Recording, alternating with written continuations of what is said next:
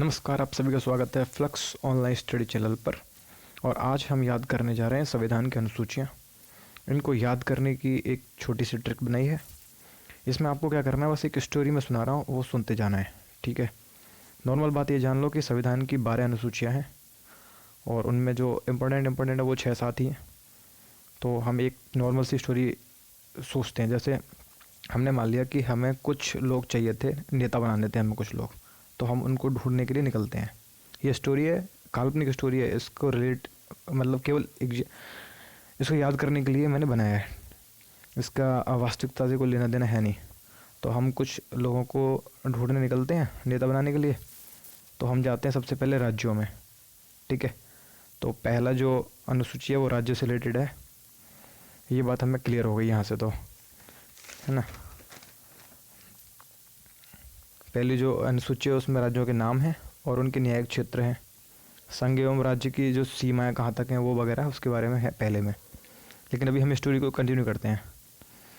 जब हमें कुछ लोग मिले तो वो बिना पैसे के काम करना चाहते नहीं थे, तो हमने उनको वेतन दिखाया, यानी कि हमने उन्हें दिखाया कि ये आपको सैलरी मिलेगी।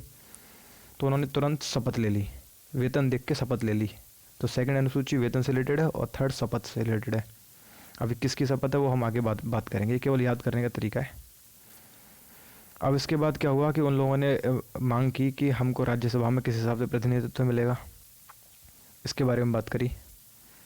तो हमने जब इसके बारे में बात करी तो हमने क्या किया कि हमने उनको डिप्लॉय कर दिया। कुछ को अनुसूचित क्षेत्र में डाल दिया, कुछ को अनुसूचित जनजातीय क्षेत्र में डाल दिया, हाँ। और उसके बाद जो लोग बच गए उनको हमने असम, मेघालय, त्रिपुरा और मिजोरम के 4 जो जनजातीय क्षेत्र थे उनमें डाल दिया। ठीक है।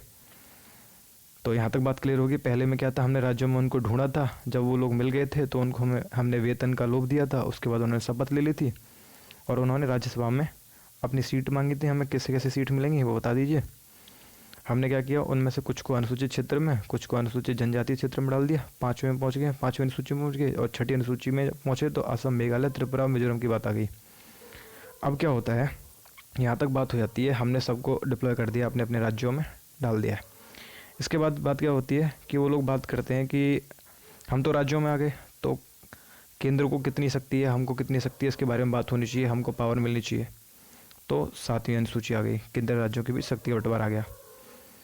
तो हमने शक्ति का बंटवारा के लिए क्या किया, उनको उनकी भाषा में उनसे आय वगैरह का ब्यौरा मांग लिया हमने। तो 8वीं अनुसूची में भाषा आ गई। ठीक है। ये काल्पनिक स्टोरी है, पहली बता दी है मैंने। जब उनकी भाषा में उनका आय का ब्यौरा मांगा तो क्या होता है, उनको पता चलता है कि ये जो लोग हैं ना, यानी जो केंद्र है हमारी जो है संपत्ति हड़पने वाला है। और ये बात जैसे उन्हें पता चली तो उन्होंने क्या किया, दल बदलना शुरू कर दिया। और दल बदलना शुरू किया तो हम केंद्र ने उनके पीछे लगा दी पुलिस। और जब पुलिस लगाई तो वो भाग गए कहाँ, गाँव में। तो पंचायती राज आ गया। पंचायती राज आ गया, वो गांव में भाग गए और पुलिस उनको ढूंढ रही थी कहाँ पर, शहरों में। तो ये एक नॉर्मल तरीका है जिससे आप याद रख सकते हो। ठीक है।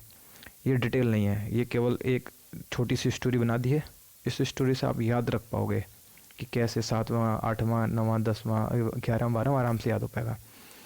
अब इनके बारे में थोड़े डिटेल थोड़ा सा जान लेते हैं। जैसे पहली अनुसूची में राज्य की बात हो रही है, तो मतलब वहाँ पे क्या है, राज्यों के, केंद्र शासित प्रदेशों के नाम आते हैं, उनकी सीमाएं आती हैं। दूसरी अनुसूची में क्या होता है, इसमें वेतन आता है।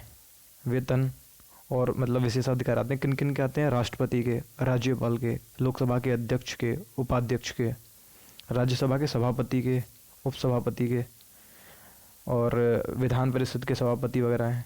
विधान सभाओं के अध्यक्ष और उपाध्यक्ष, सर्वोच्च न्यायालय के न्यायाधीश में का जो वेतन है वो भी इसी में आता है। उच्च न्यायालयों का जो न्यायाधीश है उनका भी वेतन यहीं से आता है। और भारत के जो कैग होते हैं, नियंत्रक और महालेखा परीक्षक इन्हें बोलते हैं, कैग का भी यहीं से वेतन आएगा। तीसरी अनुसूची में क्या है, इसमें शपथ है। किन किन की, मंत्री वगैरह जो भी बनते हैं, केंद्र में मंत्री जो बनेंगे, राज्य मंत्री जो बनेंगे, वो सर्वोच्च न्यायालय और उच्च न्यायालय जो भी हैं दोनों, इन्हें सुप्रीम कोर्ट और हाई कोर्ट, राज्यों के हाई कोर्ट जो होते हैं, उनके न्यायाधीशों के वेतन भी यहाँ से आएंगे। सॉरी, शपथ यहाँ से लेंगे, शपथ इसमें लिखी हुई है। संसद के जो भी निर्वाचित सदस्य होते हैं, जो भी हैं, जितने भी सांसद हैं, सब शपथ यहीं से लेंगे। और जो भी राज्य विधानमंडल के सदस्य होते हैं, वो भी, उनकी जो शपथ होती है वो भी यहीं से आती है। और कैग जो होता है वो भी शपथ लेता है, तो वो भी इसी में लिखी हुई है। फिर बात करते हैं चौथे अनुसूची की। तो इसमें क्या हुआ है कि इसमें जो है कौन से राज्य की राज्यसभा में प्रेजेंटेशन किस हिसाब से होगी वो लिखा हुआ है। जैसे कुछ तो ऐसे भी हैं जिनके राज्यसभा में प्रेजेंटेशन है ही नहीं, और सबसे ज़्यादा जो प्रेजेंटेशन है वो उत्तर प्रदेश की है, वो आबादी के हिसाब से, आप समझ रहे हो बात को। फिर 5वीं में आती हैं अनुसूचित क्षेत्र और अनुसूचित जनजाति क्षेत्र जो भी हैं, उन पर जो बंद लिखे गए हैं उनके बारे में इसमें लिखा गया है। मतलब बात करें इसमें आर्टिकल 244 है, तो उसका प्रशासन कैसे चलेगा इसके बारे में बात है। छठी अनुसूची में क्या है, असम, मेघालय, त्रिपुरा, मिजोरम। इसमें क्या है कि जनजातीय क्षेत्र है ना, उनका खुद का संविधान, वो कुछ लोग खुद की अपनी परंपराएं मानते हैं, तो उनसे रिलेटेड उपबंध है इसमें। आर्टिकल की बात कर लें 244 और 275 के बीच, इसमें डिटेल में लिखा हुआ है 244 से 275 के बीच। इसके बाद आते हैं केंद्र एवं राज्यों के बीच शक्ति का बंटवारा। ये सबसे इम्पोर्टेंट अनुसूची है, यहाँ से क्वेश्चन बनता है। इसमें क्या किया गया है कि राज्यों और केंद्र के बीच शक्ति बांट दी गई है कि किस चीज़ पर कौन कानून बनेगा। तो इसमें 3 जो है अनुसूची होती है, एक होती है संघ सूची, एक राज्य सूची और एक है समवर्ती सूची। संघ सूची में केवल केंद्र जो होगा वो कानून बना सकता है। इसमें जो फ़िलहाल की बात करें तो 100 विषय हैं इसके ऊपर, मतलब 100 टॉपिक के ऊपर जो है, 100 टॉपिक के ऊपर केंद्र सरकार कानून बनाती है। स्टार्टिंग में 97 सब्जेक्ट थे, अभी 100 हैं, ठीक है। राज्य सूची है फिर दूसरी, जिसमें केवल राज्य की जो विधानसभा होती है वो कानून बना सकती है। इसके फ़िलहाल में 61 विषय ऐसे हैं, 61 टॉपिक हैं। और समवर्ती सूची पे क्या होता है कि केंद्र सरकार और राज्य सरकार दोनों कानून बना सकते हैं, लेकिन क्या होगा, अगर बाई चांस कंट्रोवर्सी होती है आपस में, उन दोनों के बीच में विवाद होता है, तो केंद्र सरकार का जो कानून होगा वो मान्य होगा। तो ये आ गया केंद्र और राज्यों की बीच जो शक्ति का बंटवारा है वो इसमें आ गया। अभी 8वीं अनुसूची में क्या है, इसमें आती हैं भाषाएं, जो संविधान जिसको मान्यता प्रदान करता है। तो जब ये अनुसूची जब आई थी तब इसमें केवल 14 भाषाएं थी। अभी क्या हुआ, फिर 1967 में संविधान में संशोधन होता है, 21वां संविधान संशोधन, और इसमें क्या है, सिंधी को जोड़ दिया जाता है, तो 15 भाषाएं हो गई।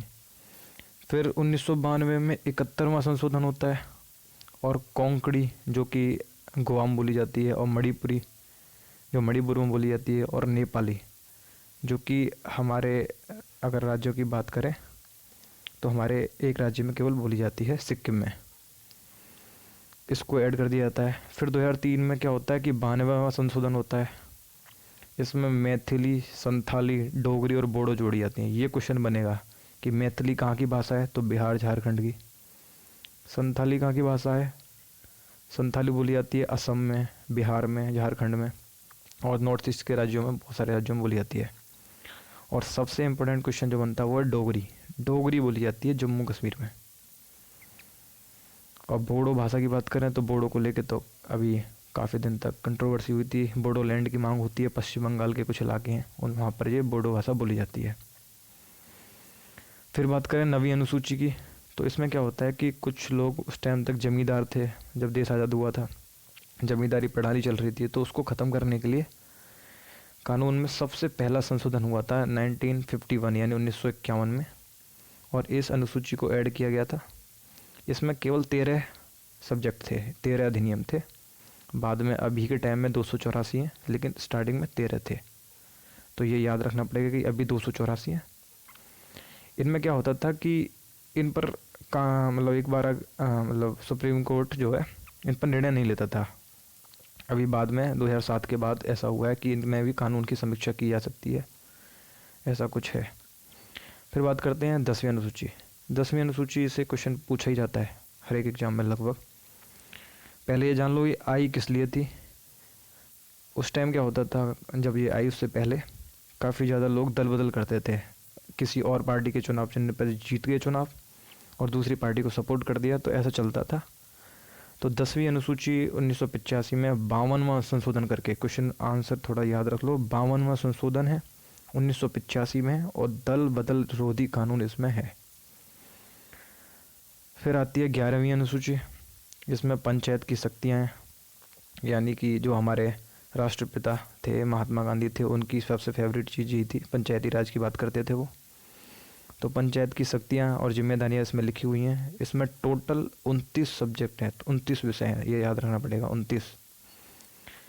और ये आई कब थी? 73वां संविधान संशोधन हुआ था 1992 में। देखो 71वां भी 1992 में हुआ था, भाषाओं से रिलेटेड है। 73वां भी 1992 में हो रहा है और पंचायती राज से रिलेटेड है। और फिर 74वां भी जो 1992 में होगा, ये नगर पालिकाओं से रिलेटेड है, और 12वीं अनुसूची यहाँ से बनती है। इसमें नगर पालिकाओं की शक्तियाँ और जिम्मेदारियाँ हैं, और इसके टोटल 18 सब्जेक्ट हैं। तो ये ब्रीफ जानकारी है, और मुझे नहीं लगता कि एसएससी और रेलवेज़ में इससे ज़्यादा कुछ क्वेश्चन बनते हैं। और अगर डिटेल वीडियो चाहिए तो आप कमेंट कर सकते हैं, इस पर बहुत अच्छी डिटेल वीडियो बन जाएगी। मिलते हैं नेक्स्ट वीडियो में।